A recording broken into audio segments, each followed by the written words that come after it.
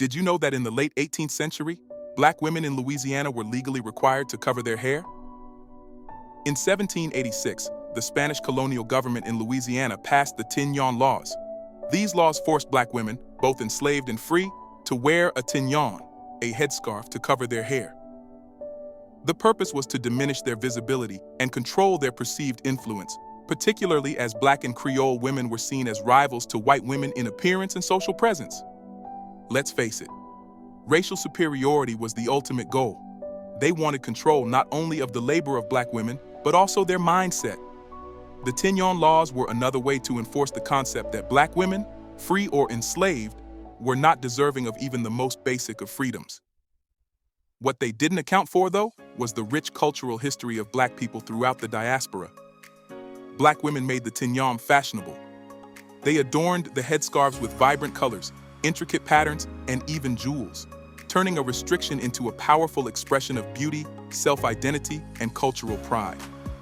Forcing black people to wear head coverings had the unintended effect of reconnecting them to the heritage and history that white people worked so hard to break them from. In the United States, the headscarf has become a cultural icon, representing unity, pride, and freedom from mainstream beauty standards. African Americans often wear head wraps as a connection to both African roots and African American heritage, infusing the style with contemporary fashion trends. Black women and men across Europe, particularly in France and the UK, have embraced the head wrap as a testament to their ancestry and identity. In France, where African and Caribbean communities make up a vibrant part of society, the head wrap represents not only a connection to heritage, but also a form of cultural resistance in a society that often pressures minorities to conform. In the Caribbean, descendants of enslaved Africans brought the art of head wrapping with them. Each island added its own unique twist.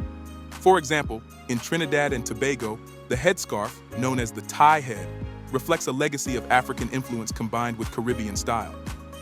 Across islands like Jamaica, the Bahamas, and St. Lucia, head wraps remain a cherished emblem of ancestral pride. And in places like Nigeria, Ghana, and South Africa, head wraps, known by many names, such as jail or duku, have been worn for centuries for special ceremonies as well as everyday attire, connecting black people to their heritage and history. The influence of the tignon extends to contemporary black art, fashion, and media as well.